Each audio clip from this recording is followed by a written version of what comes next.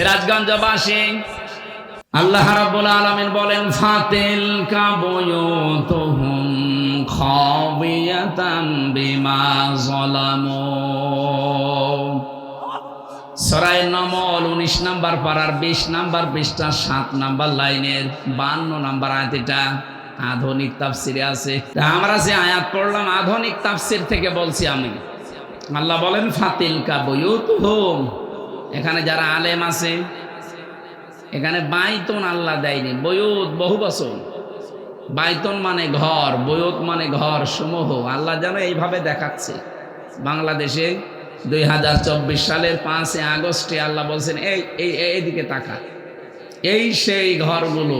কে বলছেন? আল্লাহ বলেন এই সেই ঘরগুলো। খাবিয়াতাম বিমা যালামু, আমি উজাড় গৃহ বানিয়ে দিয়েছি, পরিত্যক্ত করে দিয়েছি, জনশূন্য করে দিয়েছি। বিমা যালামু, এদের জুলুমের কারণে। এটা 100% সত্যতার প্রমাণ আমি নিজেই দেখেছি। কুষ্টিয়ার হানিফ সাহেবের বাড়ি বিকাল 5টা বাজতে বাজতে আগস্টের 5 তারিখে দেখলাম মানুষ পায়খানার প্যান পর্যন্ত খুলে নিয়ে চলে গেছে। আল্লাহ যে খাবিয়াতান দিয়েছিলেন, যেটা আমি জনশূন্য করে দেব, পরিত্যক্ত বানিয়ে দেব, এইটারও বাস্তব। এখন এটা জাতীয় টয়লেট হয়ে গেছে, যে যায় সেই পোশাক পায়খানা করে আসে। শুধু একটা ঘর না, 2টা ঘর না, যেহেতু বয়ুত বহু বচন দিয়েছে, এর বাস্তব প্রমাণও সারা বাংলাদেশে। কম বেশি 630টা থানা আছে এই দেশে। প্রায় জায়গায় আমি ঘুরছি। গত পরশু দিনও ছিলাম কিশোরগঞ্জে। সব চাইতে বড় ঘর, আজ 35 বছর মাথা উঁচু করে দাঁড়িয়েছিল, অথচ 5 তারিখের পর থেকে দেখে আসলাম ওইটা গণ টয়লেট হয়ে গেছে। একবারে 5-7 জন করে যাচ্ছে, কেউ এদিকে কেউ এদিকে কেউ এদিকে, মনে আছে জামাতবদ্ধ টয়লেট চলছে। এটা আল্লাহ এমনি করেনি, বিমা যালামু, তাদের জুলুমের কারণে। যেখানে জালেমরা বসে দুর্বিসন্ধি করত, ওই জায়গাটা পর্যন্ত আল্লাহ অভিশপ্ত করে দিয়েছেন। কথা বলেন ঠিক কিনা? এখন আমাদের এখানে কি নেওয়ার? এর পরের আয়াতে আল্লাহ আমাদের জন্য কিছু দিয়েছেন, প্রেসক্রিপশন। ইন্না ফি যালিকা লায়াতাল লিকাউমিন ইয়ালামুন। আল্লাহ পাক বলেন এর ভেতরে শিক্ষা আছে, শুধু শিক্ষা আছে বলেননি, ইন্না দিয়েছেন, আবার লামে তাকিদ দিয়েছেন। আল্লাহ বলেন অবশ্যই এর ভেতরে শিক্ষা আছে, লিকাউমিন ইয়ালামুন, যারা জ্ঞানী মানুষ তাদের জন্য। ভালো করে খেয়াল করে শুনবেন, যেটা বলছি এখান থেকে যেন আমরা কিছু নিতে পারি। আল্লাহ বলেন এর ভেতরে শিক্ষা আছে, যারা জ্ঞানী মানুষ তাদের জন্য। আমাদের জন্য শিক্ষা কি? এত বড় জালেম, যাদের শিকড় এত গভীরে ছিল, দারোয়ান থেকে শুরু করে একেবারে সংসদ পর্যন্ত সব জায়গায় ওদের লোক সেট করা ছিল। একটা জায়গা বলেন যে সেখানে নেই। প্রত্যেক দিক আর বিভাগে ওরা সব টাইট করে রেখেছিল, একেবারে মনে হচ্ছে যে একেবারে বাবার সন্তান। কি করলেন আল্লাহ? ফাকতি আদাবিরুল কওমিল্লাযিনা যালামু। আল্লাহ বলেন জালেমদের শিকড় কেটে দেওয়া হয়ে গেছে, কিন্তু কেটেছে কে এটা জানা নেই। কতিয়া এটা মজহুল, এর ফাইল জানা নেই। কর্তাকে আল্লাহ বলেননি যে কর্তা কি। আমি তো 2024 সালের 5 আগস্টে যত জালেমের বাড়ি ঘর দেখলাম, ভেঙেছে কে কেউ জানে না। আমার মনে হয় আল্লাহ ফেরেশতা পাঠিয়েছে। কথা বলেন এখন। এই জন্য আগামীতে যারা চেয়ারে বসবে, এরাও যদি জনগণের সাথে জুলুম করে, তাদের বাড়ি ঘর আল্লাহ কিন্তু এরকম জনশূন্য করে দেবে। খেয়াল করে দুনিয়া চালাবেন। 5 তারিখের পরে অনেকে দেখছি চাঁদাবাজি আরম্ভ করেছে। আপনি আবার ওদের মতো শুরু করেছেন। আজকে সকালে একটা ভিডিও পাঠিয়েছে না, নারায়ণগঞ্জের বন্দরে তথাকথিত একজন যে চাঁদা আছে, মানুষটাকে তুলে দেওয়ার চেষ্টা আছে। আমার মনে হয় প্রশাসন ওকে ওই জায়গায় কবর দেওয়া দরকার। শয়তানকে চাঁদাবাজি করতে আছে, মনে হচ্ছে টাকা আমার কাছে পায় ওর বাবা, সেই টাকা নিতে এসেছে। জামাত ইসলামী বাংলাদেশের শ্রদ্ধাভাজন আমির ডাক্তার শফিকুর রহমান ঘোষণা দিয়েছেন, যদি ইসলাম এদেশে আসে সর্বপ্রথম বন্ধ হবে এদেশ থেকে চাঁদাবাজি। চাঁদাবাজি তো করবই না, করতেও দেব না। আর আমরা এইটাই চাই। কথা বলেন না কেন? এটা যদি বন্ধ হয়ে যায় না, বহু ধনী মানুষেরা হাফ ছেড়ে বাঁচবে। চাঁদাবাজি করতে আছে। আমাদের শিক্ষা যদি নিতে আমরা ব্যর্থ হই, এত বড় শিকড় যদি আল্লাহ কেটে দিতে পারে, আমাদেরকে কেটে দেওয়া কোনো ব্যাপারই না। এই জন্য জনগণের ভেতরে কিন্তু উল্টা প্রতিক্রিয়া যাচ্ছে আপনার এই কাজের কারণে। আপনি দল করেন, তাতে কি হয়েছে? আপনার কারণে যে দল 12টা বেজে যাচ্ছে। 2024 সালের 5 আগস্টের আগেও এই দেশে মানুষ 100 জনের 15 জন জরিপ পেয়েছিলাম যে 15 জন মানুষ চাইতো যে কোরআনে কারিম এই দেশে কায়েম হোক। কিন্তু এখন এই 3 মাস কয়েক দিনের ব্যবধানে এখন 100 জনের 58 জন মানুষ চাচ্ছে দেশে ইসলাম কায়েম হোক। এমনি চাচ্ছে, কিছু মানুষের কাজ কারবারে। এরপরও যদি আপনার চোখ না খোলে, আবার কবে খুলবে? আশা করছি আপনার চোখ খুলবে। আল্লাহ আমাদেরকে বিবেক কাজে লাগানোর তৌফিক দাও, বলেন আমিন। দরুদ আর সালাম পাঠের মাধ্যমে শুরু করছি সূরা নাহাল 90 নম্বর আয়াত। মাত্র একটা আয়াত পড়েছি। আল্লাহ এখানে 3টা আদেশ আর 3টা নিষেধ দিয়েছেন। আল্লাহর আদেশ মানাও ফরজ, নিষেধ মানাও ফরজ। কথা বলেন। আর এটা আল্লাহ শিখিয়েছিলেন ওই সেই প্রথম ক্লাসে। কোন ক্লাস? প্রথম একটা ক্লাস নিয়েছিলেন আল্লাহ আমাদের বাবাকে বানিয়ে। ওয়াল্লামা আদামাল আসমা কুল্লাহা সুম্মা আরাদাহুম আলাল মালাইকা। আলেমদেরকে বলছি এবার, আল্লাহ নিজে ক্লাস নিচ্ছেন। জায়গাটা ক্লাসরুম, জান্নাত। জায়গাটা কোথায়? ক্লাসের শিক্ষককে, ছাত্রকে, একেবারে সরাসরি নবী। আমার মতো আপনার মতো এরকম 2-1 নাম্বার ছাত্র না, একেবারে ফার্স্ট ক্লাস ছাত্র, প্রথম নবী, প্রথম মানুষ। আর শিক্ষকও যেমন তেমন না, আল্লাহ নিজে ক্লাস করাচ্ছেন। জোরে বলেন আল্লাহু আকবার। রব্বুল আলামিন বলেন, আমি আদম আলাইহিস সালামকে যত রকমের নাম আছে সব একই ক্লাসে শিখিয়ে দিলাম। আদম আলাইহিস সালামকে আল্লাহ যে ক্লাস নিলেন, এক ক্লাসেই সব কিছু শিখিয়ে দিলেন। আমরা অনেকে মনে করে এখানে আসমা বহুবচন, এসএম এর বহুবচন। এই আসমা নাম মানে আলু, পটল, ঝিঙা, বেগুন, এগুলোর নাম না। শুধু এগুলোর নাম শেখানোর জন্য অত বড় গুরুত্বপূর্ণ ক্লাস লাগে না। আপনার কি মনে হয় যে অত বড় দামি ক্লাসে আল্লাহ আলু, পটল, ঝিঙা, বেগুন এর নাম শিখিয়েছে? কি শিখিয়েছিলেন? এই দুনিয়াতে তৈরি হওয়ার পর থেকে কিয়ামত পর্যন্ত যত ন্যায় এবং যত অন্যায়, এর যে আসল বিষয়, এইগুলো আল্লাহ একই ক্লাসে শিখিয়ে দিয়েছে। যেহেতু আমাদের বাবা ক্লাস করেছেন, তার পৃষ্ঠদেশ থেকে আমরা এসেছি, এই জন্য জন্মগতভাবে আমরা ওই ক্লাসে যা যা শিখিয়েছে ওটা পেয়ে গেছি। আমরা যদি শিক্ষিত নাও হই, তাও ভালো কোনটা মন্দ কোনটা আমরা কিন্তু জানি। কখন আপনি লেখাপড়া করলেন? কখন?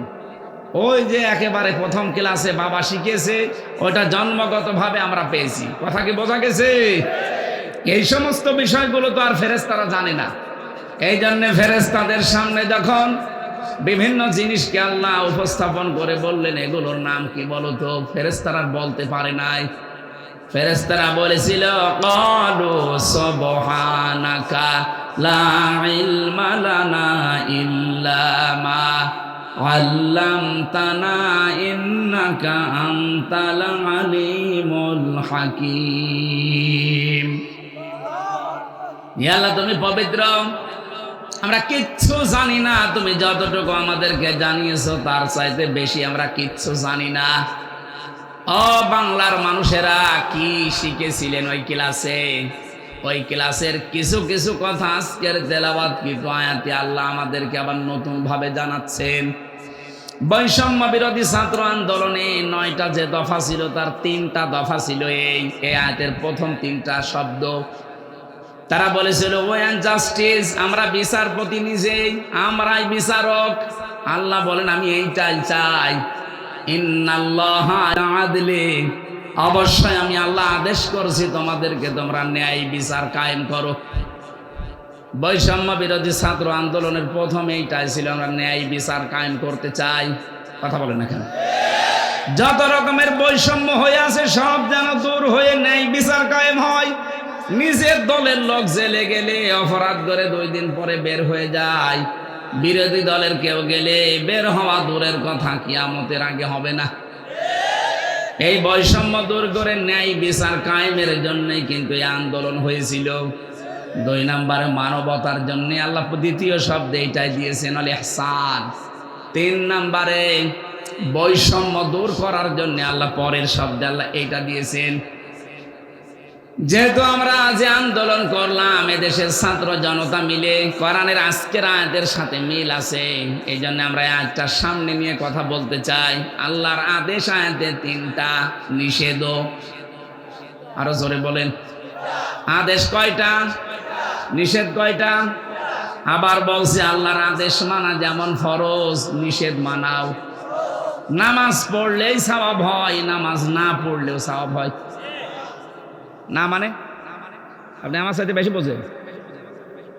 সূর্য যখন মাথার উপরে, সূর্য যখন ওঠে, সূর্য যখন ডোবে, 3 সময় নামাজ পড়লে সওয়াব হবে, নামাজ না পড়লে তো সওয়াব হয়।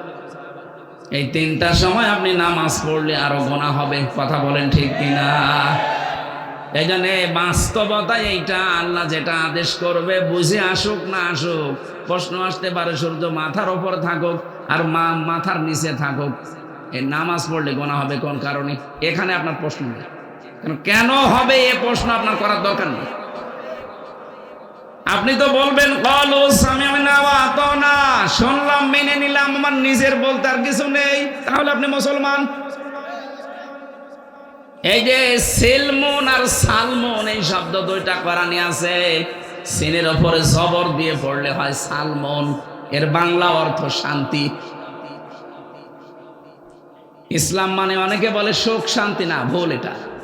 ইসলাম মানে সুখ শান্তি না। ইসলাম শব্দের শাব্দিক অর্থ হচ্ছে আত্মসমর্পণ করা। এখানে সিলমন আছে, সিনের নিচে জের দিয়ে পড়া লাগে, সিলমন না আত্মসমর্পণ করা। আর সালমন হচ্ছে শান্তি। কিন্তু যদি শোক কেউ বলে ইসলামের মানে হবে না। শোক মানে আরবিতে রহাতুন বলে। রহাতুন মানে কি? এর পুরো মাদ্দায় আলাদা। হ্যাঁ, আপনি এতটুকু বলতে পারেন সেলমন সালমন এই শব্দগুলো যেখান থেকে একেবারে উৎপত্তি হয়ে আসে, আমি যেটা এখান থেকে বোঝানোর জন্য নিয়েছি, আপনাকে আত্মসমর্পণ করা লাগবে, তাহলে আপনি ইসলাম ধর্মে আছেন, আপনি মুসলিম। আর যদি শোনার পরে কাফেরদের মতো বলেন ক্বালু সামি'না ওয়া আসাইনা, শুনলাম কিন্তু মানতে পারলাম না, এটা আমার বিবেকে ধরে না, এটা আমার নিজের জ্ঞানে ধরে না, এজন্য আমি মানতে পারলাম না, আপনি কাফের। কথা বলেন না কেন? আপনি কি মনে করেন আবু জেহেল আকাশ জমিন চন্দ্র সূর্য কে বানিয়েছে এ কথা জিজ্ঞাসা করলে আবু জেহেলও বলতো আল্লাহ বানিয়েছে?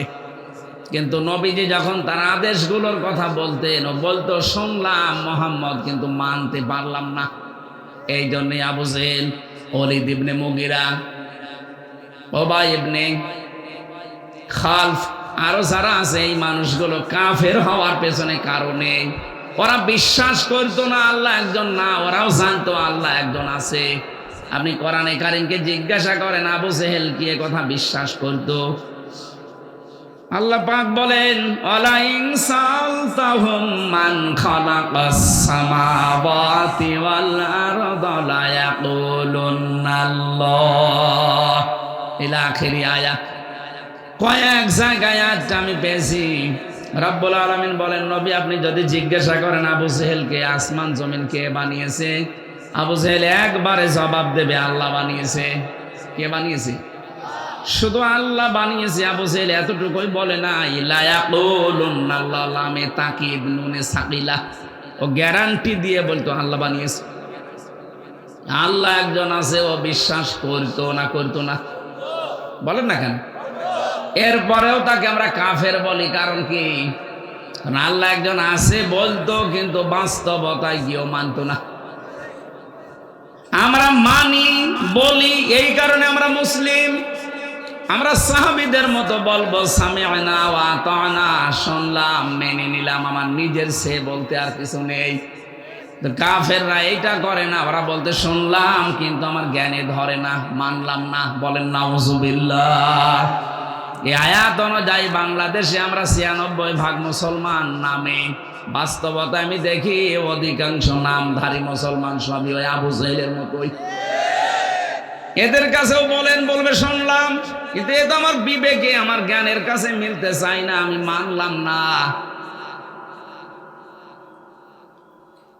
এই জন্য সেই মানুষগুলো আমরা এখানে উপস্থিত হয়েছি আজকে শোনার পরে আল্লাহর আদেশ যেমন মনে মনে করবেন যে এটা ফরজ আমার জন্য, কোনো প্রশ্ন নেই। নিষেধ যেটা শুনবেন তিনটা, ওইটাও মনে করবেন এটা নামাজের মতো, রোজার মতো ফরজ। কি বলেন? আমি যেমন বললাম নামাজ পড়লেও সওয়াব হয়, নামাজ না পড়লে সওয়াব হয়। রোজা রাখলেও সওয়াব হবে, রোজা না রাখলেও সওয়াব হবে। 2 ঈদের দিন আর কোরবানির পরে 3 দিন, এই 5টা দিন বছরে আল্লাহর ছুটির দিন, জিয়াফতের দিন, দাওয়াতের দিন। কেউ যদি জোর করে এই 5 দিনও রোজা রাখে ওটা হারাম। কথা বলেন না কেন? প্রত্যেকটা ইবাদতই ঠিক এইভাবেই করা আছে, করলেও সওয়াব হয়, না করলেও সওয়াব হয়। আল্লাহর আদেশ যেখানে যেইটা, নিষেধ যেখানে যেইটা, এইটা জানার পরে মেনে নেওয়া, বিরত থাকা, এইটার নাম আসলে ইবাদত। আমরা তেলাওয়াত করেছিলাম সূরা নাহাল 90 নম্বর আয়াত। 128টা আয়াত আছে এই সূরাতে, মাত্র একটা আয়াত পড়েছি। নাহাল শব্দটা কোরআনে কারিমের এই সূরার ভেতরে আছে। তাফসীরুল কোরআন মাহফিলে কথা বলতে হলে কয়েকটা জিনিস সামনে নিয়ে আসা লাগে। শুদ্ধ তেলাওয়াত, মাতৃভাষায় অর্থ আমরা করব ইনশাআল্লাহ। 3 নম্বরে শানে নজুল বলা লাগে, ঐতিহাসিক প্রেক্ষাপট। 4 নম্বরে ব্যাখ্যা দেওয়া লাগে। 5 নম্বরে শিক্ষা নিয়ে বাড়ি যাওয়া লাগে। এই 5টা আমরা নেব না ইনশাআল্লাহ। আমরা তেলাওয়াত যেহেতু শুদ্ধভাবেই করেছি, যারা যারা পেরেছেন পড়েছেন, আপনার আমল নামায় অলরেডি 1 অক্ষরে 10টা করে নেকি হয়ে গেছে। যারা এই বাংলাদেশে অনেকে ছড়ায় যে কোরআন না বুঝে পড়লে সওয়াব হবে না, ওরা ভ্রান্ত ধারণায় আছেন। কোরআন বুঝে পড়েন আর না বুঝে পড়েন, প্রতিটি অক্ষরে আপনি 10টা নেকি পাবেনই। কিন্তু কোরআন যে উদ্দেশ্যে নাজিল হয়েছিল ওই উদ্দেশ্য পারপাস আদায় হবে না, এটার জন্য আপনার আলাদা গুনাহ হবে। কি কথা বুঝতেছেন? কারণ কোরআন আপনার কাছে যে 6টা জিনিস চাই তার ভেতরে একটা আছে পড়তে হবে, এটা নাই দিলেন, এখনো তো 5টা আছে। এই 5টার ভেতরে 3 নম্বরে বেশি কোরআন শুধু পড়লে হবে না, এটা আবার আপনাকে বুঝতে হবে। আফালা ইয়াতাদাব্বারুনাল কোরআন, কি হয়েছে তোমাদের?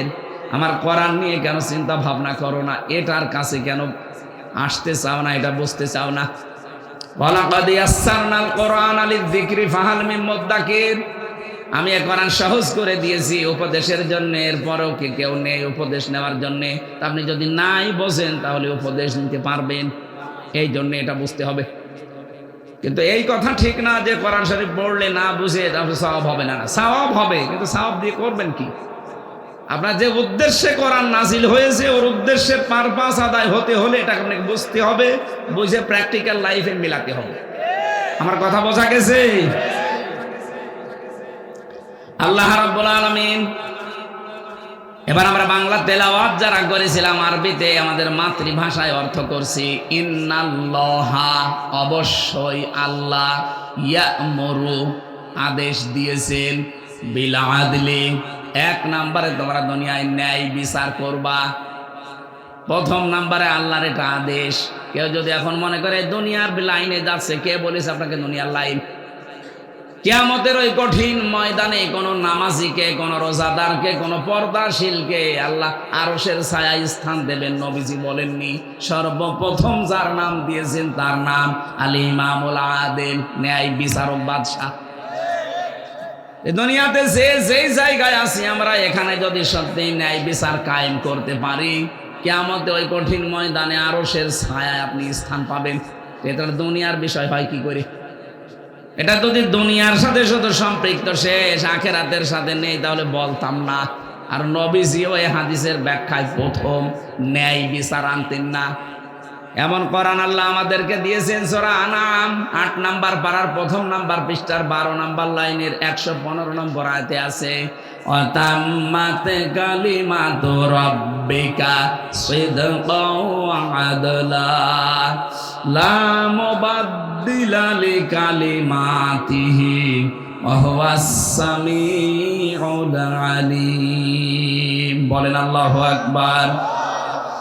রব্বুল আলামিন বলেন এই কালামের ভেতরে যত কথা দিয়েছি প্রত্যেকটা কথা সত্য কথা, এর ভেতরে কোনো মিথ্যার লেশ নেই। লা ইয়াতিহিল বাতিলু মিন বাইনি ইয়াদাইহি ওয়ালা মিন খালফি তানজিলুম মিন হাকিমিন হামিদ।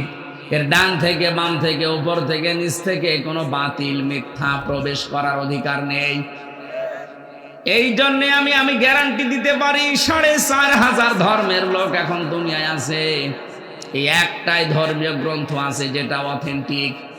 কম্পিউটারের ভেতরে K1 সুপার কম্পিউটারের ভেতরে আমেরিকায় একবার ৪৫০০০ ধর্মীয় গ্রন্থ একটা একটা করে দিয়েছিল খ্রিস্টানরা। প্রত্যেকটার ভেতরে কিছু না কিছু ভুল আছে, উলট পালট আছে।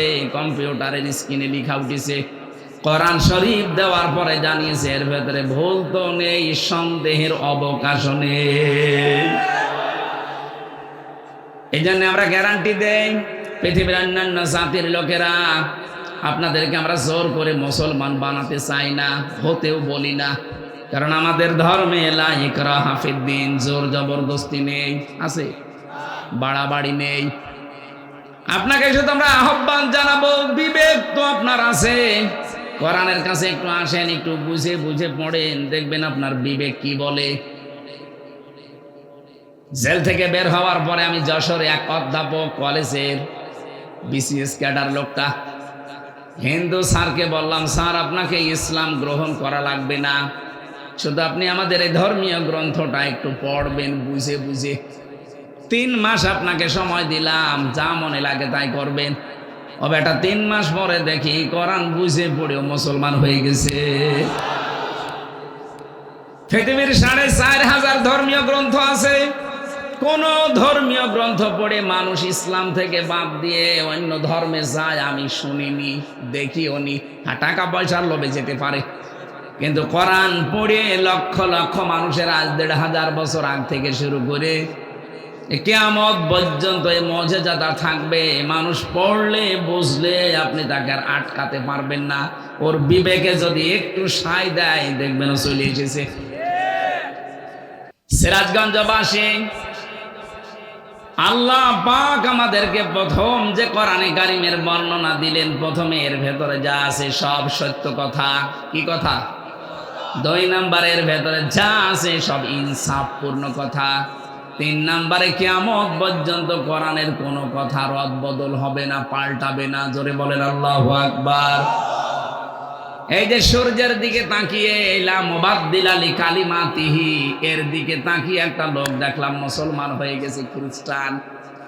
এই লোকটা কোরআনে কারিমের সূরা ইয়াসিন যখন পড়ে, লাশামসু ইয়ামবাগি লাহা আন তুদরিকাল কমারা ওয়ালাল লাইলু সাবিকুন নাহার ওয়া কুল্লুম ফি ফালাকি ইয়াসবাহুন। আল্লাহ পাক বলেন, সূর্য যেখানে যার যে কক্ষপথ আছে, চন্দ্রের যে কক্ষপথ আছে, ঠিক ওই পথে চলাফেরা করছে। আজ পর্যন্ত তৈরি হওয়ার পর থেকে কেউ কারো সাথে ধাক্কা মারে নাই, শুধু কিয়ামত যেদিন হবে ওই দিন ধাক্কা মারবে। কুল্লুম ফি ফালাকি ইয়াসবাহুন, শুধু চন্দ্র সূর্য না, যত কিছু বানিয়েছি গ্রহ উপগ্রহ প্রত্যেকেই তার নিজ কক্ষপথে চলে। এটা ওই সময় দেখেছিলাম গ্যালিলিও এ কথাটা যখন কোরআনের বিপক্ষে অবস্থান নিয়েছে। ওদের ধর্মীয় গ্রন্থ যেটা আছে, গ্যালিলিও যেহেতু একজন খ্রিস্টান, ওদের ধর্মীয় গ্রন্থ যেটা ওরা তাওরাত বলে চালিয়ে দেয়, ইনজিল বলে চালিয়ে দেয়, ত্রিপিটক বলে চালিয়ে দেয়, ওই সমস্ত গ্রন্থে লেখা আছে এই পৃথিবী স্থির, সূর্য ঘুরতেছে। গ্যালিলিও দেখতেছে না, এই পৃথিবী ঘুরতেছে, সূর্য স্থির। ওই জামানায় কেউ কোনো কথা বলে নাই যে সালে এই তথ্যটা দেওয়া হয়। ওই সমস্ত সব চাইতে বেশি ওই সমাজের ভেতরে ফুসে উঠেছিল খ্রিস্টান পাদ্রীরা। দুনিয়ার মানুষ চিন্তা করছে কি গো, গ্যালিলিও একজন বিজ্ঞানী, সে একটা তথ্য দিতেই পারে, তাই বলে খ্রিস্টান পাদ্রী যারা, ধর্মযাজক যারা, ধর্মগুরু, এরা রাখবে কেন? এরা রাগার পেছনে কারণ ছিল এই, এ ধর্মগুরুরা জানতো যে আমাদের বাইবেলের সাথে এই লোকটার কথার মিল নেই, এই কারণে রেগেছিল। কোরআনে কারিমে আল্লাহ পাক সব কিছুকে মাইনাস করে জবাব দিলেন না, লাশামসু ইয়ামবাগি লাহা আন তুদরিকাল কমার ওয়ালাল লাইলু সাবিকুন নাহার। হে নবী, দুনিয়ার মানুষকে আপনি জানিয়ে দিতে পারেন, ওরা বলে সূর্য স্থির, দুনিয়া ঘোরে, দুনিয়া স্থির, সূর্য ঘোরে না। প্রত্যেকটা বিষয় যে যার জায়গায় কক্ষপথে আপন গতিতে ঘুরছে। যেহেতু সূর্যটা পৃথিবীর চাইতে 13 লক্ষ গুণ বড়, কত? 13 লক্ষ গুণ বড়। এই জন্য অত বড় বিশাল সৃষ্টির কাছে এই পৃথিবীটা একেবারেই ছোট মনে হয়। এটা কি ঘুরছে না ঘুরছে ওই জায়গা থেকে আপনি টের পাবেন না। এমনকি এত বড় এত ছোট পৃথিবী থেকে অত বড় বিশাল সৃষ্টি আপনি দেখলেও অণুবীক্ষণ যন্ত্র এখন যেটা আবিষ্কার হয়েছে, অ্যাপোস্ট্রোস্কোপি নাকি যেন একটা আছে, এইটা দিয়ে প্রায় হাজার হাজার মাইল দূর থেকে আপনি এই চোখের মাধ্যমে এটা মেশিন লাগিয়ে দেখে বুঝতে পারবেন যে এত দূর থেকে ছবি তুলে সে ক্যাচ করে নিজের কাছে নিয়ে আসতে পারে।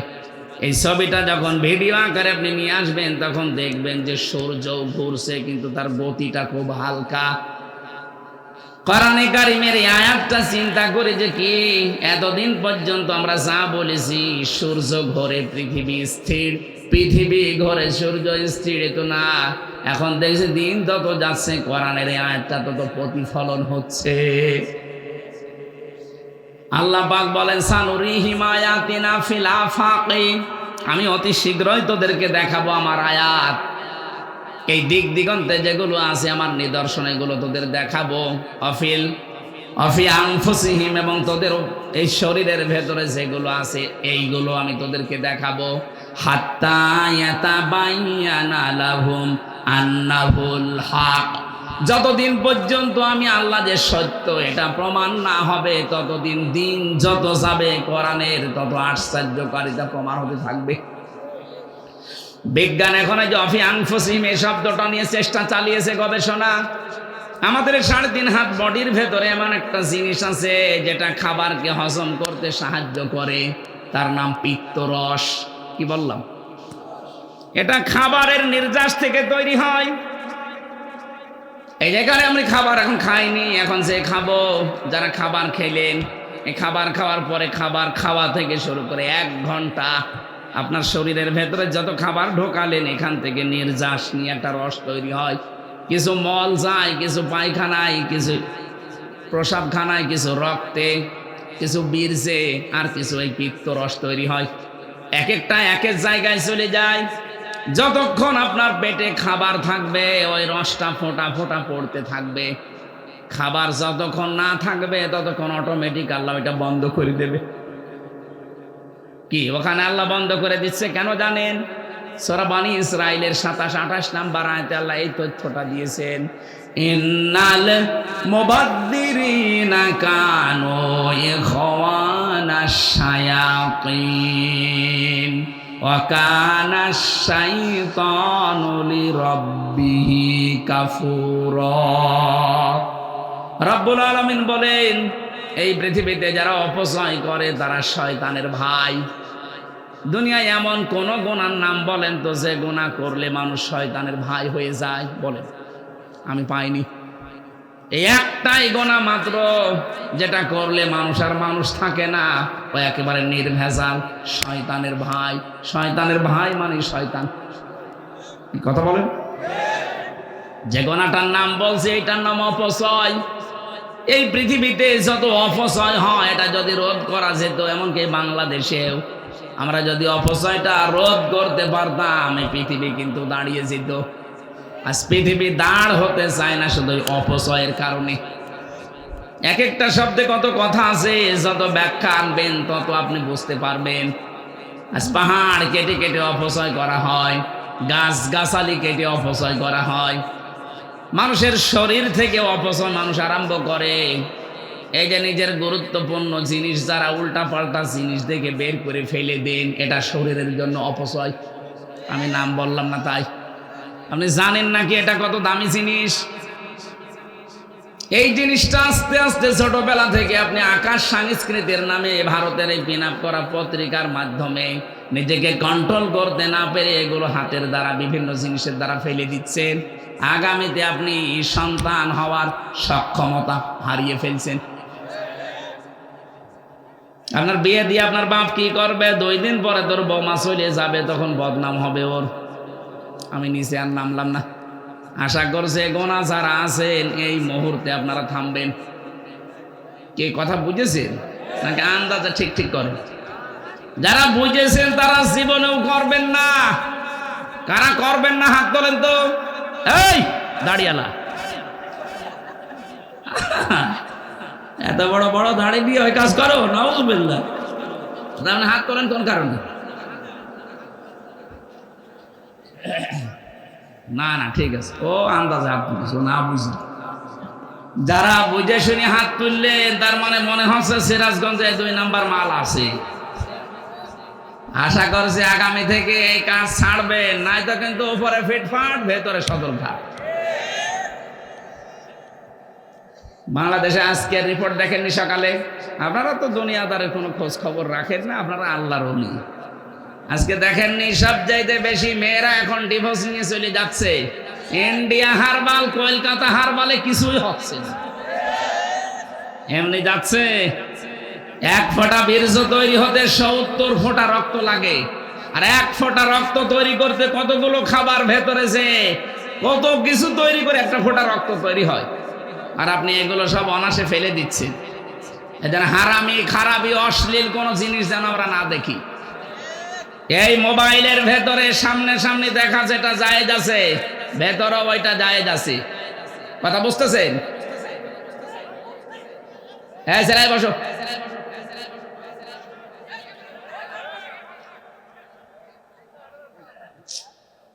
তো ঝামেলা দেখছে, মা ফেলে এগুলো বন্ধ করে দিতে হবে, সামনে থেকে একেবারে সব বন্ধ করে দেবে।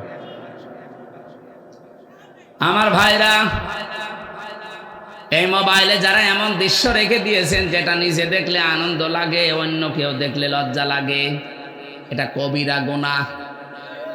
এই মুহূর্তে এটা যদি ডিলিট না করেন, এই অবস্থায় যদি মারা যান, গোনায়ে জারিয়া এটা জারি থাকবে। অনেকে বলে হুজুর সাদগায়ে জারিয়া। আরে ভাই, সাদগায়ে জারিয়া যেমন আছে, গোনায়ে জারিয়াও আছে।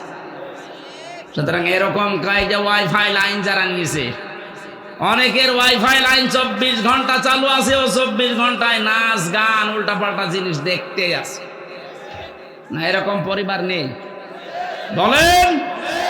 আপনি নাই মরে গেলেন, আপনি ওয়াইফাই নাম্বার কত আল্লাহর ওলিকে দিয়ে গেলেন। ওরা তো সব সময় মনে হয় আল্লাহর কথা শোনে নাকি?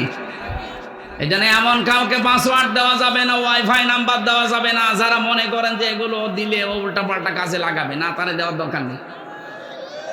আপনি মরে যাওয়ার পরে যদি সত্যি ওটা জারি থাকে, আপনি তো কবরে আছেন, ও তো এদিকে কাজ চালাচ্ছে। যতদিন পর্যন্ত ও দেখবে উলঙ্গ অর্ধ উলঙ্গ সিনেমা নাটক হবে, থিয়েটার, ও আবার কাউকে দেবে সে দেখবে, ও আবার কাউকে দেবে সে দেখবে, কিয়ামত পর্যন্ত যদি চলতে থাকে, তো কিয়ামত পর্যন্ত আপনার শাস্তি দ্বিগুণ হতে থাকবে। এরকম কাজে যারা আছেন থামা যাবে না ইনশাআল্লাহ। আমার ভাইরা, অপচয় জন্য রোধ করা লাগবে আমাদের, পরিবার থেকে শুরু করে একেবারে সারা জীবনের যে আন্তর্জাতিক আছে জীবন, প্রত্যেকটি জায়গায় অপচয় যেন না হয়। কত মানুষকে দেখি ভাব দেখাতে গিয়ে যে টিস্যু একটা নিলেই হয়ে যায়, 3-4টি নেই একসাথে, কোনো কাজ নেই, আন্দাজে 3-4টে 5টা নিয়ে মুখ মুছে ফেলে দেয়। আরে শয়তান, তোর তো একটা হলে হয়ে যেত, তুই কি করতে 4টা বেশি নিয়ে নষ্ট করলি, এটা অপচয়। কারণ টিস্যুর কথা বললেন, এরকম প্রত্যেকটি জায়গায় আপনাকে হিসাব করা লাগবে। কথা বলেন না কেন? আমি বাইরের দেশগুলোতে গিয়ে দেখেছি, বিশেষ করে মুসলিম দেশ, আমি আকিস গ্রুপে থাকার কারণে ওদের বহু দেশে আমার যাওয়ার সুযোগ আল্লাহ করে দিয়েছে। একটা ভিসা লাগালে প্রায় 37টা দেশে যাওয়া যায়। এই সমস্ত জায়গায় মুসলমান দেশগুলোতে যে দেখলাম যত অপচয় হয়, যদি সত্যি আমরা রোধ করতে পারতাম, বিশ্বের যত গরিব দেশ আছে ওই অপচয়ের দিয়েই চলতে পারত। এত বড় বিশাল একটা দম্বা সবাই করে মাত্র 2 জন, কতটুকু খেতে পারে না, 2 জন মিলে নাই 2 কেজি খেলো, নাই 5 কেজি, অথচ ওটার ওজন প্রায় 70, 80, 100 কেজি। এই 2 জনে 5 কেজি খেয়ে বাকিটা সব নষ্ট করে ফেলে দেয়। সম্পদ আল্লাহ দিয়েছেই বলে আপনি অপচয় করতে পারেন না। ওয়ালাইন আযাকনাল ইনসানা মিন্না রাহমাতান ফারিহা বিহা, ওয়ালাইন আযাকনাল ইনসানা। আল্লাহ পাক বলেন, এই পৃথিবীর ময়দানে আমি যাকে সম্পদ দেই, এই সম্পদগুলো যদি উল্টা পাল্টা কোনো কাজে লাগাই, আমি কিন্তু ওই মানুষটাকে ওই পাপের শাস্তি দুনিয়ায় দিয়ে তারপরে মরণ দেই। এজন্য সম্পদ আপনার ছিল না, আপনি অপরাধ করতে পারেন নাই। সম্পদ এখন মালিক বানিয়েছে, বিভিন্ন জিনিস আল্লাহ আপনাকে দিয়েছে। এইটাকে ভর করে যদি কোনো হারামি খারাপি কাজে যান, এটা আল্লাহর সাথে নাফরমানির চরম পর্যায়। আর এইটাই বাংলাদেশে অনেক বেশি হচ্ছিল এই 15.5 বছরে। ফকিরের ছেলে কিচ্ছু ছিল না, হঠাৎ আঙ্গুল ফুলে কলা গাছ হয়ে এখন 8-10টা করে জিনা করে প্রতিদিন। আমি কি বেশি বলে ফেললাম? নিচে দেখেছি এই জন্য বলছি, এইটাই বাস্তবতা। আল্লাহ এমনি ধরে না জালেমদেরকে, ইন্নামা নুমলি লাহুম লিয়াজদাদু ইসমা। ওদের পাপের বোঝা যখন পরিপূর্ণ হয়ে গেছে তখন আল্লাহ আর ছাড় দেয়নি। ওয়ালাহুম আযাবুম মুহিন, ওদেরকে অপমানজনক শাস্তিতে আল্লাহ ফেলে দিয়েছে। কুকুরকে পর্যন্ত মানুষ এখন অত ঘৃণা করে না। একজন বিচারপতি সুপ্রিম কোর্টের, এই যে কালা মানিক, কি অপমান আল্লাহ করেছে দেখেছেন? কলার পাতায় শুয়েছে, ওর বিসিও উড়ে গেছে।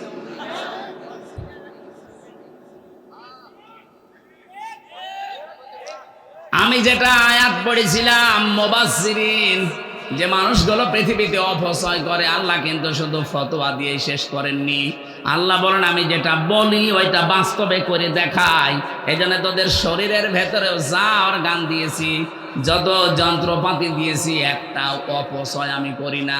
এত বড় কঠিন জিনিসকে খাবার থাকলে পড়বে, খাবার না থাকলে অটোমেটিক বন্ধ হয়ে যাবে। আমি সে অপচয়কারী না, এটা তার প্রমাণ। এই প্রমাণগুলো মানুষ যখন দেখবে তাদের ঈমান যেন বেড়ে যায়। এজন্য কোরআনে কারিমের এই বর্ণনার সাথে যখন মিলে যায়, যার সাথে যে মেলে আমি দেখেছি, এই যে টনি বেলওয়ারের শালিকা লরেন বুথ, এই মহিলা ইরানের তেহরান বিমানবন্দরে এসেছিল কোরআনে ভুল ধরবে। এক মুসলমানকে ডাক দিয়ে বলছেন, ইয়া ব্রাদার, এদিকে আসেন, আমি ইসলাম কবুল করব না, গ্রহণ করব না, আমি ইসলাম মানবো না, কিন্তু ইসলাম আমি জানতে চাই, কি পড়লে ইসলাম অথেন্টিক ভাবে জানা যাবে ওইটা দিন। মুসলমান কোরআনের তাফসির তুলে দিয়েছে। লরেন বুথ বলে, আমি 3টা বছর একাধারে কোরআনে কারিমকে পড়েছি, একেবারে পড়ার মতো। আমাদের মতো আনাকুম জানাকুম পড়া না, পড়ার মতো পড়েছি। 53 জায়গায় লাল দাগ দিয়েছে। সাংবাদিকরা জিজ্ঞাসা করছে, আপনি একজন খ্রিস্টান, আপনি এত বড় শিক্ষিত একজন মেয়ে, অনার্স মাস্টার্স করা, পিএইচডি করা, আর আপনি একজন মুসলমান হয়ে গেলেন, আপনার নিজের ধর্ম খ্রিস্টান, এটা তো তামাম দুনিয়ায় এখন 1 নম্বরে আছে। খ্রিস্টান সবচাইতে পৃথিবীতে বেশি, 257টা রাষ্ট্র আছে দুনিয়ায়, সবচাইতে বেশি মানুষ খ্রিস্টান ধর্মে বাস করে। তারপরে আমরা 200 কোটি, আর ওরা 250 কোটি। লরেন বুথ বলেছে, সাংবাদিক ভাইরা, আমি কিন্তু কোরআনে ভুল ধরার জন্যই আমেরিকা থেকে এসেছিলাম। এই ইরানের তেহরান বিমানবন্দরে নেমে মুসলমানের কাছে আমি কোরআন নিয়ে, হাদিস নিয়ে পড়তে পড়তে 3টা বছর কাটিয়েছি। ওরা আমাকে টাকা পয়সা দিয়ে পাঠিয়েছিল আমার খ্রিস্টান ধর্ম প্রচার করতে। আমি দেখলাম ধর্ম প্রচারের আগে দেখি যাদের কাছে প্রচার করব ওদের ধর্মীয় গ্রন্থটা পড়ি। কোরআনে কারিম পড়তে পড়তে 53 জায়গায় লাল দাগ দিয়েছি, এই তো ধরা পড়েছে ভুল। আল্লাহর ইশারা, যে আয়াতে ভুল ধরি দেখি ওই আয়াতের পরে ওর জবাব আল্লাহ 1500 বছর আগে দিয়ে দিয়েছে। আমি আর নিজেকে কন্ট্রোল করতে পারি না। আমি এখন বাপদাদার ধর্ম ছেড়ে দিয়েছি। লরেন বোথের নাম শুনেছেন না? টনি বেলাওয়ারের শালিকা, ছোট শালিক, এত বড় বংশের মানুষ কোরআনে কারিমের কাছে এসে এর ভেতরে যেই দেখেছে না কোনো পরিবর্তন নেই, যেইটা যা বলেছে কিয়ামত পর্যন্ত ওইভাবেই চলছে, তখনও মুসলমান হয়ে গেছে। আমরা যে নাহাল পড়লাম, এই নাহালের ভেতরে এই তথ্যটা আছে। উনি এখানেও লাল দাগ দিয়েছিলেন। 68 নাম্বার আয়াত সূরা নাহালের। আল্লাহ পাক বলেন, ওয়াউহা রাব্বুকা ইলান নাহালি আনিত্তাখিযি মিনাল জিবালি বুয়ুতাও ওয়া মিনাশ শাজারি ওয়া মিম্মা ইয়ারিশুন। আল্লাহ পাক বলেন, হে নবী আপনি একটু লক্ষ্য করেন না কেন, আমি কিন্তু মৌমাছির উপরে ওহী দিয়েছিলাম একবার। কয়বার বলেন বলেন? মৌমাছিকে আমি একটা মাত্র ওহী করেছি যে 3টা জায়গায় তোমরা জীবন যাপনের জন্য ঘর বাঁধবা। 1 নম্বরে পাহাড়ে, 2 নম্বরে মানুষের ঘরের চালে দেওয়ালে, 3 নম্বরে গাছের ডালে। এই 3টা ছাড়া আপনি দেখবেন আজ পর্যন্ত মৌমাছিরা অন্য কোনো জায়গায় বাসা বাঁধে না। তাদেরকে আদেশ করেছে আল্লাহ কয়বার বলেন? কিয়ামত পর্যন্ত একটা আদেশই মেনে চলছে। লরেন বুথ বলেছে, আমি এখানে লাল দাগ দিয়েছিলাম এই কারণে, কি গো, সারা পৃথিবীর বিভিন্ন দেশে বিভিন্ন রকমের মৌচাক পাওয়া যায়। আমাদের দেশে তো এই সমস্ত জায়গায় বেশিরভাগ হয় গাছের ডালে অথবা ঘরের চালে, নাকি? যে দেশে পাহাড় এরকম নেই, হ্যাঁ পাহাড়ি এলাকায় আবার পাবেন। কিন্তু আমি যেখানে পাহাড় দেখেছি, এই যে নেপালে, এরপর এই যে ভ্যালোরে গিয়েছিলাম, বড় বড় পাহাড়ে উঠে দেখি কালো কালো মধুর শাক। ওদের মধু আবার কালো। ওদের যৌবন ঠিক রাখার জন্য এগুলো বিশ্বে ব্যবহার করা হয়। বিভিন্ন রকমের মধু আল্লাহ দিয়েছেন, কিন্তু বাসা ওই 3টা জায়গায়, হয় পাহাড়ে, নাই গাছের ডালে, নাই মানুষের ঘরের চালে ছাদে কার্নিশে। আল্লাহর একটা আদেশ পেয়ে যদি ওরা শেষ 1500 বছর না কিয়ামত পর্যন্ত মেনে চলবে, আরো চলছে, তা আমাদেরকে আল্লাহ মানুষ হিসাবে বানিয়ে আদেশ দিয়েছেন এই কোরআনে 500 কয়টা? তার ভেতরে আজকের তেলাওয়াত কিন্তু আয়াতে আছে 6টা। 3টা আদেশ, 3টা নিষেধ। ওরা যদি একটা আদেশ পেয়ে নিরবিচ্ছিন্ন ভাবে মেনে চলতে পারে, আমরা এই আদেশগুলো পেয়ে এখন থেকে মানতে পারবো না। আরো জোরে বলেন। আল্লাহ 1 নম্বরে যার নাম দিয়েছেন তার নাম হচ্ছে আদল। নাম কি? আরো জোরে বলেন। আদল কি করে? মানুষ খায় না বিক্রি করে? এর বাংলা অর্থ হচ্ছে আদল মানে ন্যায় বিচার কায়েম করো। এটা আল্লাহর নির্দেশ। যেই কোরআনে আকিমিস সালাত আছে, আতো যাকাত আছে, নামাজ পড়ো, নামাজ কায়েম করো, যাকাত দাও, সেই কোরআনে আল্লাহ বলছেন বিল আদলি, ন্যায় বিচার কায়েম করো। এটা আজ নেই, এই জন্যই তো মানবতা ভুলুণ্ঠিত। কথা বলেন ঠিক কিনা? যে সমস্ত দেশগুলো উন্নত, ওখানেও আমরা দেখেছি ন্যায় বিচার। সিঙ্গাপুরে গিয়েছিলাম, না ন্যায় বিচার নেই। ওরা মানুষের কথা শুনে আন্দাজে বিচার করে মানুষকে বিপদে ফেলে দেয়। যদি সত্যি ন্যায় বিচার থাকতো, বিশ্ব নবী মুহাম্মদ রাসূলুল্লাহ নিজের এই 23 বছরের জীবনে যেটা দেখিয়েছিলেন, ন্যায় বিচার কারে বলে, কেমন করে করা লাগে, এটা যদি সত্যি বাংলাদেশে আমরা দেখতে পেতাম, আমাদের 56,000 বর্গ মাইল মিনি জান্নাত হয়ে যেত। এখানে আমি আলেমদেরকে একটা তথ্য বলছি, পৃথিবীর যত নবীকে আল্লাহ পাক দিয়েছিলেন ইনসাফ, কি বললাম? নিসফন থেকে শব্দটা এসেছে ইনসাফ। ইনসাফ মানে অর্ধেক, নিসফন মানে কি? অর্ধেক না? যত নবী আল্লাহ পাঠালেন প্রতিটি নবীকে আল্লাহ ইনসাফ দিয়েছিলেন। এজন্য তাদের কাছে কোনো বিচার আসলে তারা কিন্তু ভাগ করে দিত। সুলাইমান নবী আলাইহিস সালামের জামানায় এসেছিল একজন বাচ্চা নিয়ে 2 জন মহিলা, বলে সবাই বলে আমার আমার ছেলে, আমার ছেলে। সুলাইমান নবী বললেন ঠিক আছে, ছেলে কার আমি তো জানি না, আর এখন তো ডিএনএ টেস্ট করে বলা যায়, ওই সময় তো ওই মেশিন ছিল না। কাজ করে তোমরা একটা ছুরি নিয়ে এসে আমাকে দাও, আমি 2 ভাগ করে সমান করে কেটে 2 জনকে দিয়ে দেই। যেটা নকল মা ওইটা বলছে ঠিক আছে তাই করেন, আর যেটা আসল মা বলছে না ছেলে দরকার ওকে দিয়ে দেন, অন্তত বেঁচে থাক। সুলাইমান নবী বুঝলেন যে আসল মাকে। এরকম যত নবী আল্লাহ পাঠিয়েছিলেন প্রতিটি নবীকে আল্লাহ দিয়েছেন শুধু ইনসাফ। কি বলেন না কেন? আর আমাদের নবী মুহাম্মদ রাসূলুল্লাহকে আল্লাহ শুধু ইনসাফ দেয়নি, সাথে সাথে আদল দিয়েছেন। আদল মানে নবীজি শুধু নবুয়ত পাওয়ার পর থেকেই ন্যায় পরায়ণ ছিলেন তা না, উনি নবুয়ত পাওয়ার আগেই ন্যায় পরায়ণ, নবুয়ত পাওয়ার আগেই উনি সত্যবাদী। এই 2টা বিষয় উনি নবুয়ত পাওয়ার আগেই ছিল। বিশ্বনবী মুহাম্মদ রাসূলুল্লাহর স্ত্রী খাদিজাতুল কুবরাকে আল্লাহ জান্নাত দেবে শুধু সত্যবাদিতা আর ন্যায় পরায়ণতার কারণে। এ মহিলার পুরা জীবনী পড়ে দেখবেন উনি কিন্তু 1 ওয়াক্ত নামাজ পড়েননি, রোজা রাখেননি, হজ করেননি, কারণ এগুলোর বিধান সব নাজিল হয়েছিল ওনার ইন্তেকালের পর। কথা বুঝতেছেন? এই মহিলা কোনোদিন নামাজ পড়েনি, রোজা রাখেনি, হজ করেনি, তারপরও তার জন্য আল্লাহ আলাদাভাবে একটা জান্নাতে ঘর বানিয়ে রেখেছেন। জিবরাইলকে দিয়ে আল্লাহ জানিয়েছিলেন, হে ফেরেশতা আমার নবী মুহাম্মদ রাসূলুল্লাহকে সংবাদ দিয়ে দিন তার স্ত্রী বড় যেটা খাদিজাতুল কুবরা রাদিয়াল্লাহু তাআলা আনহা, তার জন্য আমি আল্লাহ জান্নাতে আলাদা একটা বিল্ডিং বানিয়ে রেখেছি। এটা বানিয়ে আল্লাহ সংবাদ দিয়েছিলেন।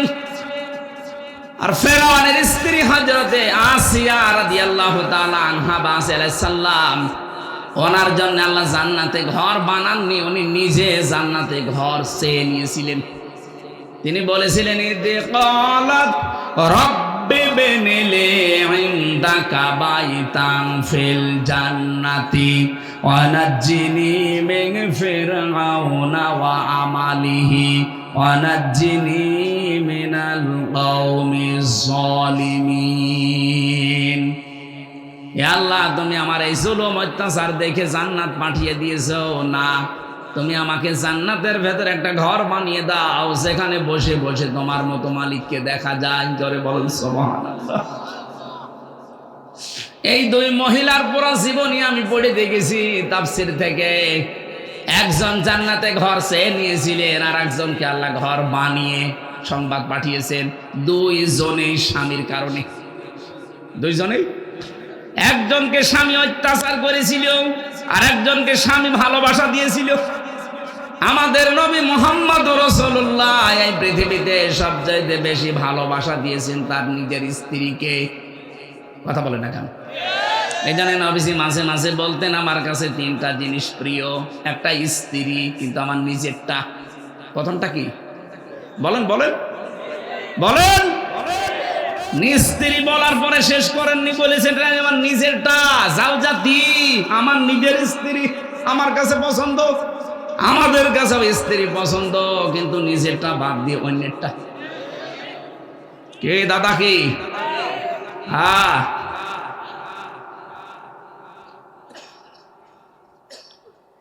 আজ যাদের নিজের স্ত্রীর প্রতি আকর্ষণ কমে যাচ্ছে, অন্য মেয়ে লোক দেখলেই কেমন যেন শরীর ভালো লাগে। কথা বলছেন না কেন? অন্য মেয়ে লোক দেখলেই ভালো লাগে, নিজের তার প্রতি আকর্ষণ নেই। এরকম পুরুষ মানুষ নেই? কারা আছেন হাত তোলেন তো। একজন। ওটা কোনটা? এটা একটু দাঁড় করান। নিজেরটা ভালো লাগে না, অন্যেরটা দেখলে না। অনেকে আমার মোবাইলে হোয়াটসঅ্যাপে মেসেজ আজকেও প্রায় 8-10 জন পাঠিয়েছে। হুজুর নিজে বিয়ে করেছে আজ 2 বছর, ভালো লাগছে না, এক জিনিস আর কতদিন। আরে শয়তান, তোর এক জিনিস যদি কতদিন এই কথা হয়, তোর স্ত্রী তো বলবে যে ও এক জিনিস আর কতদিন। আমিও তাহলে অন্য জায়গায় লাইন করি না। এটা একটা রোগ, এই রোগের ঔষধ আছে 2টা। কয়টা? এখানে যাদের এরকম রোগ আছে আপনি হয়তো হাত তুললেন না লজ্জায়, কিন্তু আমি আছে জানি। নিজের স্ত্রী ভালো লাগছে না, আকর্ষণ কমে যাচ্ছে, দিন দিন দেখলেই খারাপ লাগে, অন্যেরটা যাই হোক দেখলে ভালো লাগে। এই যে বলছে হ্যাঁ, তার মানে ও ওই লাইনে আছে। এই রোগে যারা রোগী এখানে আছেন তো? হ্যাঁ, আমি 2টা ঔষধ বলছি কোরআন থেকে, যদি 15 দিন মানতে পারেন নিজের স্ত্রীর প্রতি চাহিদা বাড়বে। এইটাই আপনার কাছে একেবারে জান্নাতের পরি মনে হবে, আর বাকি কাউকে দেখলেই ভেতরে একটা ঘৃণা জন্মাবে। নাকি বলবো না? আল্লাহ রাব্বুল আলামিন কোরআনে কারীমের সূরা নূরের 30 নম্বর আয়াতে ঔষধ দিয়েছেন, অকুল্লিল মুমিনিনা ইয়াগুম্মু মিন আবসারিহিম ওয়া ইয়াহফাযু ফুরুজাহুম যালিকা আযকা লাহুম। আল্লাহ পাক বলেন, মুমিন পুরুষদেরকে আপনি বলেন তারা যেন পর নারী থেকে নিজের চক্ষুকে নিম্নগামী করে রাখে। আজকে থেকে ঔষধটা 15 দিন মানবেন। আমি সহ যত যুবক মানুষ আছে, বুড়ো মানুষ বাদ দিলাম, কারণ ওর চোখের কোনো জ্যোতি নেই। যুবক মানুষ আমরা যারা আছি, নিজের 14 জন মহিলার দিকে আপনি তাকাতে পারবেন? কয়জন? এই 14 জন বাদ দিয়ে দুনিয়ার যত সুন্দরী মহিলার সামনে পড়ো, সঙ্গে সঙ্গে চোখ নিচের দিকে। এই ওষুধটা খাওয়া যাবে না? যাবে না? আজকেও মাহফিলে যারা এসেছে, হয়তো আপনার বোনের মতো, আপনার মেয়ের মতো, মায়ের মতো, ফুফুর মতো, হ্যাঁ হোক, কিন্তু যেটা বোর মতো, কোন নজরে তাকাবেন? এই জন্য যে যাই হোক কারো দিকে তাকাবো না, এই নিয়ত করে আজকে যাবেন। হ্যাঁ, 14 জন যদি পড়ে যায়, 14 জনের ভেতরে একজন তাকাবেন। 1 নম্বরে মা, কি বললাম? 2 নম্বরে বোন, এটা আপন বোন হওয়া লাগবে। খালাতো বোন, মামাতো বোন, চাচাতো বোন ডিলেট। 1 নাম্বার হওয়া লাগবে মা। 2 নম্বরে বলেন 3 নম্বরে খালা, এটা আপন খালা। অনেকে ধর্ম খালা পাতিয়েছে, মেয়ে আছে খালার, এই কারণে কিছুদিন খালা খালা করে, কিছুদিন পরে দেখবেন শাশুড়ি হয়ে গেছে। এই খালা না, আপন খালা। 4 নম্বরে ফুফু, এটা আবার আপন ফুফু হওয়া লাগবে। এরপরে দুধ মা, এরপরে নিজের যে আপন ভাইয়ের মেয়ে, আপন বোনের মেয়ে, এরপরে যে পুত্র বধূ বলে না, যেটা ছেলে বিয়ে দিয়েছেন যে মেয়েটার সাথে, ওই মেয়েটা। এরকম 14 জন সূরা নিসার 21 নম্বর আয়াতে পাবেন। এই 14 জন যদি হঠাৎ সামনে পড়ে যায় অসুবিধা নেই। হ্যাঁ, তাদের আবার মুখমণ্ডল, হাতের কবজি আর পায়ের পাতা বাদ দিয়ে পুরা শরীর তাদেরও ঢেকে রাখা লাগবে। এই জন্য যুবতী কোনো মেয়ে তার বাবার সামনে স্কিন টাইট গেঞ্জি পরে আসতে পারবে না। দেশে এখন স্কিন টাইট প্যান্টও মেয়েরা পরে। কত বড় নির্লজ্জ মানুষ আপনি! নবীজি একদিন হযরতে আবু বকরকে আর আয়েশা রাদিয়াল্লাহু তাআলা আনহাকে এক জায়গায় বসে গল্প করতে দেখলেন। দূর থেকে নবীজি কিছুক্ষণ দেখার পরে কাছে এসে বললেন, আলাদা হয়ে যাও, আমি নবী, তোমরা নবী না, আমি যা দেখি দেখতে পাও না। আমি দেখছিলাম তোমরা 2 জন বাবা আর মেয়ে, যদিও আপন, কিন্তু শয়তান তো বসে নেই, তোমাদের ভেতরে ওয়াসওয়াসা দেওয়ার জন্য খুব চেষ্টা চালাচ্ছিল। আপনি টের পেয়েছেন কি বলছি? আবু বকর জান্নাতি মানুষ, জান্নাতের প্রতিটি দরজা তাকে ডাকবে। হযরতে আয়েশা সিদ্দিকার চরিত্রের ব্যাপারে আল্লাহ কোরআনে কারিমে 13 খানা আয়াত নাযিল করেছে। এরকম পুত পবিত্র চরিত্রের অধিকারী, জান্নাতের গ্যারান্টি প্রাপ্ত মানুষ এক জায়গায় বসে আছে, তা আপন বাপ আর মেয়ে। সেখানে যদি শয়তান থাবা দেওয়ার চেষ্টা করে, আমাদের তো জাহান্নামের গ্যারান্টি নেই। আমরা এক জায়গায় বসে এরকম উল্টা পাল্টা মেয়ে নিয়ে গল্প করেন কি করে আপনি? স্কিন টাইট প্যান্ট পরা, হাফ প্যান্ট পরা মেয়ে এমনি সিনেমা দেখতেছে, এ কি বাবা বলা যায়? অঘটন ঘটে যায়, তখন বলে হুজুর তওবা পড়িয়ে দেন। ওরে শয়তান, তওবা তোর সবাই করা দরকার।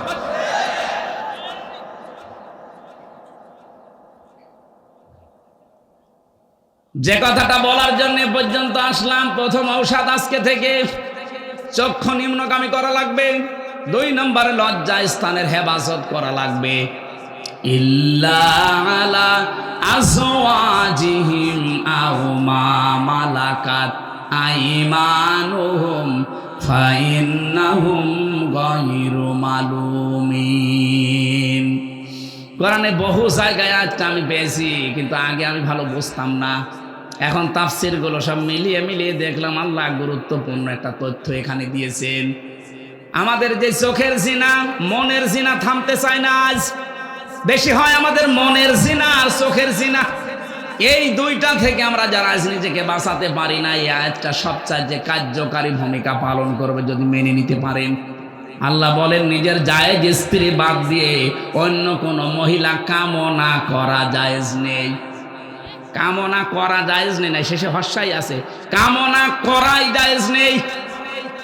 যেখানে নিজের স্ত্রী বাদ দিয়ে অন্য কোন মহিলাকে কামনা করাই জায়েজ নেই, সেখানে আপনি পরকীয়া প্রেমে লিপ্ত হন কোন কারণে? হ্যাঁ, কোনো অবিবাহিত মেয়ে যদি, অথবা বিধবা, অথবা স্বামী পরিত্যক্তা, অথবা অসহায়, এরকম কোন মহিলা যদি আপনার পছন্দ হয়, আপনি বিয়ের প্রস্তাব দিয়ে সমর্থ থাকলে বিয়ে করে ফেলবেন। কিন্তু কোনো বিবাহিত নারীর সাথে, সে ভাবি হোক আর প্রতিবেশীর স্ত্রী হোক, যদি বিবাহিত হয় মেয়েটা, তার সাথে যদি লাইন করেন, কোনোদিন তার সাথে আপনি বিয়ে করতে পারছেন না যতক্ষণ তার স্বামী তালাক না দেবে। কথা বলে না কেন? 2 নম্বরে, তারা ছাড়া আপনি বাঁচতেও পারবেন না, শুধু কষ্ট পাবেন। এই জন্য যাদের লাইন আছে ভাবির সাথে, প্রতিবেশীর স্ত্রীর সাথে, বিবাহিত কোনো মহিলার সাথে, এই মুহূর্তে মোবাইল নাম্বারটা ডিলিট করে দিন। এখনই করা লাগবে। দেখেন তো কার মোবাইলে আছে, করেন, এখনই করে দেন, তাড়াতাড়ি করেন। এখন যদি মোবাইল বের করতে লজ্জা লাগে, আমি সময় দিলাম, বাড়ি যাওয়ার আগে আগে আপনি বিবাহিত মেয়েদের সাথে যাদের লাইন আছে এই মোবাইল নাম্বার ডিলিট করে দেবেন। কারা কারা করবেন একেবারে আল্লাহকে সাক্ষী রেখে হাত তোলেন। কার সাথে লাইন আপনার? এদিকে আসেন, আসেন। 2 হাত তুলেছে, 2 জায়গায় লাইন করেছে। না না, এই এলাকার মানুষ তো খুব সুবিধার না। বিবাহিত মহিলাদের সাথে এরা লাইন করে, নাউজুবিল্লাহ। অবিবাহিত মানুষের সাথে লাইন মাইন করে বিয়ে করে ফেলে, তাই বলে আপনি এই কাজ করবেন না। ও যখন হাত তুলেছে আমি জানি ওর লাইন আছে, ও যেন বাড়ি যাওয়ার আগে এই নাম্বারগুলো ডিলিট করে দেয় আর ব্লক মেরে দেয়, জীবনের জন্য ওই মহিলা, ওই ভাবি, ওই বিবাহিত মহিলা, প্রতিবেশী কল দিতে না পারে। আপনি একটু 15 দিন একটু কন্ট্রোল করেন নিজেকে, 15টা দিন দেখবেন আপনার শরীরের ভেতরে, মনের ভেতরে একটা অনির্বচন সুখ আল্লাহ আপনাকে দান করবে। কি বললাম শব্দটা? অনির্বচন সুখ। বাংলা এটার বাস্তব হচ্ছে যে পাখি অথবা মুরগি, পাখি দেখেননি? মুরগি, এরা যখন নিজের বাচ্চাকে সেভ করে, নিজের পালকগুলো, পরগুলো একটার সাথে আর একটা এভাবে লাগিয়ে দেয়। সিল অথবা কাকে যখন ছো মারবে শত্রু থেকে বাঁচাতে, পাখিটা এভাবে শার্ট করার পরে ডাউন করে দেয়। বাচ্চাগুলোর নিচে যে একটা কিচির মিচির আওয়াজ দেয়, এটাকে বাংলায় বলা হয় অনির্বচন সুখ। আপনি 15 দিন এই 2টা ঔষধ খেয়ে দেখেন, আল্লাহর কসম আপনাকে মনের ভেতর একটা আলাদা শান্তি আল্লাহ দেবে। অন্যের স্ত্রীর প্রতি আপনার চাহিদা নষ্ট হয়ে যাবে, নিজের বর প্রতি চাহিদা, আকর্ষণ আল্লাহ নিজে বাড়িয়ে দেবে। কারণ নিজের স্ত্রীর কেউ যদি হাত চেপে ধরে, সারা দিনে যে সগীরা গুনাহগুলো হয় সবগুলো আল্লাহ হাতের ভেতরে জড়িয়ে দেয়। আর অন্যের স্ত্রীর হাত চেপে ধরলে সারাদিন যদি গুনাহ নাও হয়, কবিরা গুনাহ শুরু হয়। কথা বলেন না কেন? খাদিজাতুল কুবরার কথা বলছিলাম। এই মহিলা তার স্বামীর ভালোবাসা পেয়ে, স্বামীকে সাহায্য করার কারণে আল্লাহ পাক জান্নাতে ঘর বানিয়েছেন। আর একজন মহিলা স্বামীর অত্যাচার, জুলুম, নির্যাতনের স্টিম রোলার সহ্য করার পরে জান্নাতে ঘর চেয়েছেন। 2টাই স্বামী কেন্দ্রিক। তারা কিন্তু নামাজ পড়ে, রোজা রেখে, হজ করে, যাকাত দিয়ে জান্নাত পেয়েছে না, আমি পাইনি। খাদিজার জীবনে বললাম না, নামাজে 1 ওয়াক্ত পড়েননি, রোজাও রাখেননি, যাকাতও দেননি, হজও করেননি, কারণ উনি মরে যাওয়ার পরে বিধানগুলো নাজিল হয়েছে। অথচ ওনাকে আল্লাহ জান্নাতে ঘর বানিয়ে দুনিয়ায় পাঠিয়েছেন। সুসংবাদ একটাই কারণ, উনি জন্ম থেকে শুরু করে উনি ন্যায় বিচারক ছিলেন, ন্যায় নিষ্ঠাবান ছিলেন, আর সত্যবাদী ছিলেন। তাহলে কত গুরুত্বপূর্ণ এই শব্দটা আপনি টের পাচ্ছেন? আল্লাহ প্রথম আদেশে এটা দিয়েছে, দুনিয়ার মানুষেরা আমি আদেশ দিলাম তোমরা ন্যায় বিচার করবে। এখন আদল শব্দটা কি? মামান আল আদান, লোগাতানা সারহান। আদল প্রধানত তাফসিরের ভাষা দিয়ে বলছি 3 প্রকার। 1 নম্বরে আদল আল্লাহর সাথে করবেন, 2 নম্বরে আদল রাসূলের সাথে করবেন, 3 নম্বরে আদল সৃষ্টি জগতের সাথে করবেন। প্রশ্ন আসতে পারে আল্লাহর সাথে আদল কি বেশি হয়ে গেল নাকি? 1.5 ঘন্টা হয়ে গেছে। আর আমার আবার বাসা লাগবে না। আজকে 3টা চলছে, 1.5 ঘন্টা করে হলেও বলেন কত ঘন্টা? আমার সব গলা পারবে? সুবহানাল্লাহ আলহামদুলিল্লাহ লা ইলাহা ইল্লাল্লাহ, সুবহানাল্লাহ আলহামদুলিল্লাহ লা ইলাহা ইল্লাল্লাহ মুহাম্মাদুর রাসূলুল্লাহ। জেলে যাওয়ার পরে আমি একটা বিষয় এই 3 বছরে অনুধাবন করেছিলাম, এই যে স্বামী স্ত্রীর যে সম্পর্কটা, এটার অবনতি, আর এর কারণে কত মানুষের জীবন যে নষ্ট হয়ে যাচ্ছে, নারী হোক আর পুরুষ। বহু মহিলা জেলে আছে শুধু স্বামীর সাথে গন্ডগোল, এই ঠোকামুখি। আর বহু স্বামী তো আমার সাথেই ছিল। খুব বড় বড় অপরাধ না, কি হয়েছে এই ছোটখাটো সাংসারিক বিষয় নিয়ে একটু গন্ডগোল হওয়ার পরে স্ত্রীকে হয়তো সংশোধনের জন্য একটা থাপ্পড় দিয়েছে, ও ছাতা মরি গেছে। এখন যে জল্লাদের দায়িত্বে আছে ইলিয়াস, আগে ছিল তো শাহজাহান জল্লাদ, এখন দায়িত্ব পেয়েছে ইলিয়াস কেন্দ্রীয় কারাগারে। ও ফাঁসি দেয় মানুষকে। ও একদিন এসে দুঃখ করছিল, হামজা ভাই আজ আমি ফাঁসির আসামি, সেখান থেকে আমার যাবজ্জীবন জেল, 30 বছর থাকা লাগবে, অথচ আমার মামলাটা একেবারে হালকা মামলা। আমি 17 বছর ছিলাম সৌদি আরবে। বাড়িতে আসার পরে বিয়ে করে আমার মায়ের সাথে বর মিল নেই, কিছু মাকে বোনকে দিলেই বউ শুধু রাগ করে। ভাবলাম আমার জিনিস, আমার কষ্টের জিনিস আমি দেবো, এ রাগ করার কি? পরে সংশোধনের জন্য একটু মুখে মুখে তর্ক করেছিল, একটা থাপ্পড় দিয়েছিল, ও ছাতা জাগায় মরে গেছে। মরে যাওয়ার পরে ওর বাবা মা কেস দিল, মার্ডার মামলা। এই যে আমার ফাঁসি আসামি ছিলাম, আমি এখন এই যাবজ্জীবনে আছি, 30 বছর আমার জেল খাটা লাগবে। বলেন, যদি আমি কাজকর্ম করে দিই, মানুষকে ফাঁসি দে, তা আমার জেল কিছু কমবে? তাও 22 বছর। কয় বছর? 8 বছর মাফ, 22 বছর, ওদিকে 17 বছর। আরো ওর বয়সে যদি বিয়ে করে 25 বছর বয়সে, কত বছর বয়স হয় বলেন? ওর জীবনে বের হয়ে আর কিছু থাকবে? অথচ বিষয়টা একেবারে সিম্পল। সংশোধনের জন্য পারিবারিক জীবনে ঠোকামুখি। এজন্য এই চিন্তা ভাবনা নিয়ে পড়া কোরআন থেকে মানুষ যেগুলোর দ্বারা অশান্তিতে আছে, আমি একটা বই লিখেছি, নারীর জন্য একটা, পুরুষের জন্য একটা, দাম্পত্য সমস্যার সমাধান এবং তার নিরসন কি করে আপনি করবেন এই দুনিয়াতে। এখানে আছে কিনা জানি না, যদি থাকে গাড়িতে যাওয়ার সময়, হ্যাঁ এই যে মঞ্চে নিয়ে এসেছে ড্রাইভার, এখান থেকে অবশ্যই স্ত্রীকে নিয়ে যেয়ে দেবেন, আর স্ত্রীরা স্বামীকে নিয়ে দেবেন, পড়াবেন। আমি আশা করছি এই 120 পৃষ্ঠা জেলে আমার লেখা সার্থক হবে, যদি 5টা পরিবারও বেঁচে যায়। বহু মানুষকে দেখলাম বিনা কারণে জেল খাটতেছে, খালি এই কারণে। আমরা একটু নিজেরা সংশোধন হব, বইটা পড়বেন, আমারও লেখা সার্থক হবে ভাই। বহু কষ্ট করে ওখানে চুরি চুরি করে লেখা, কারণ খাতা দেয় না, কলম দেয় না, কিছু পেলেই নিয়ে যায়। এত কষ্ট করে শুধু টুকে রেখেছিলাম, বাইরে এসে লিখে এখন আপনাদের দিয়েছি। যাওয়ার সময় এই স্টেজে আছে কয়টা নিয়েছি। আদল হচ্ছে আল্লাহর সাথে আদল হবে 500টা। কয়টা? তাফসীর করতে গেলে যে সময় লাগে না, এই কারণে। আল্লাহর সাথে কেউ যদি আদল করতে চায়, এই পুরা কোরআন শরীফ এগুলো সাজানো আছে, আমরা নোট করে করে নিয়েছি তাফসীর থেকে। 500টা আদল আপনাকে করা লাগবে। 2 নম্বরে রাসূলের সাথে আদল 3টা, আর সৃষ্টি জগতের সাথে আদল 1টা। 504টা আদল আছে শুধু আইন, দাল, লাম, আদলুন শব্দের ভেতরে। কিয়ামত পর্যন্ত যদি কোরআনে কারিমের ব্যাখ্যা মানুষ করেই যায়, তাও এর হক আদায় হবে না। এত কথা এক একটা শব্দে আল্লাহ লুকিয়ে রেখেছে। জোরে বলেন আল্লাহু আকবার। 2 নম্বরের শব্দটা আগে বলি, ওয়াল ইহসান, তোমরা ন্যায় বিচার করবা, এরপরে ভালো ব্যবহার করবা। এখন ভালো ব্যবহার আপনি শুরু করবেন কাকে দিয়ে? নবী যে আয়াতের ব্যাখ্যায় দিয়েছে, 1 নাম্বার তোর ভালো ব্যবহার পাবে তোর মা, এরপরে কে? তোর মা, এরপরে কে? তোর মা, এরপরে কে? তোর বাবা। তাহলে প্রথমে ভালো ব্যবহার পাওয়ার হকদার আপনার মা বাবা, এরপরে ওয়াল আকরাবিন, নিকটবর্তী যারা, আমার নিকটে সবচাইতে বেশি কাছে থাকে আমার স্ত্রী। তাহলে মা বাবার পরে ভালো ব্যবহার পাওয়ার হকদার কে? এরপরে সন্তানাদি, এরপরে আশপাশের লোকজন, এরপরে এর দূরের লোকজন। সূরা নিসার 35 নাম্বার 36 নাম্বার আয়াতে আল্লাহ এই তথ্যগুলো দিয়েছেন। আর বাড়াতে চাচ্ছি না, আপনাদের অনেকক্ষণ হয়ে গেছে।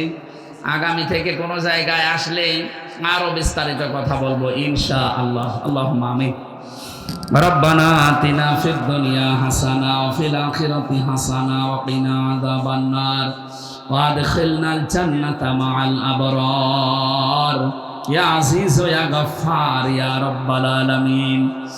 আল্লাহ তাআলা সিরাজগঞ্জ জেলার দিকে তাকাও, সদর থানায় হাজারো মানুষ আমরা এই রাতের বেলা, রাত 11:30 বেজে গেছে, কোরআনে কারিমের কথাগুলো শুনছিলাম। যেভাবেই শুনেছি আল্লাহ তুমি মেনে চলার তৌফিক দাও। এ মাহফিলের আয়োজন যারাই করেছে, আমার শ্রদ্ধাভাজন বড় ভাই ফারুক হোসেন সহ এলাকার যত মানুষকে নিয়ে আঞ্জাম দিয়েছে, প্রত্যেককেই তুমি ওসমানের মতো কবুল করে নাও। সওয়াবগুলো নবীজির রওজায় পৌঁছিয়ে দাও। দুনিয়ার মাটির নিচে যারা ঈমান নিয়ে ঘুমিয়ে গেছে এদেরকে ক্ষমা করে দাও। মা বাপ যারা হারিয়ে ফেলেছে আল্লাহ আমাদের মা বাপকে এই মুহূর্তে কবরে জান্নাত দিয়ে দাও। মা বাবা যাদের বেঁচে আছে ভালো ব্যবহার করার তৌফিক দাও। রব্বানা হাব লানা মিন আজওয়াজিনা ওয়া যুররিয়াতিনা কুররাতা আয়ুনি ওয়াজআলনা লিল মুত্তাকিনা ইমামা। আল্লাহ তাআলা জালেমের জেলখানায় 3টা বছর বন্দী অবস্থায় থেকে আমি অসুস্থ হয়ে পড়েছি। তোমার কুদরতের খাতায় আমি আহ্বান জানাই, আল্লাহ আমাকে আগের অবস্থায় ফিরিয়ে দাও, আমাকে আবার সুস্থতায় ফিরিয়ে দাও। আমার কণ্ঠটা তুমি ভিক্ষা দাও। মা বোনদেরকে তুমি কবুল করো, আয়েশার মতো খাদিজার মতো বানিয়ে দাও। স্বামী সংসারে যাদের অশান্তি আছে আল্লাহ মেহেরবানি করে শান্তি দান করো।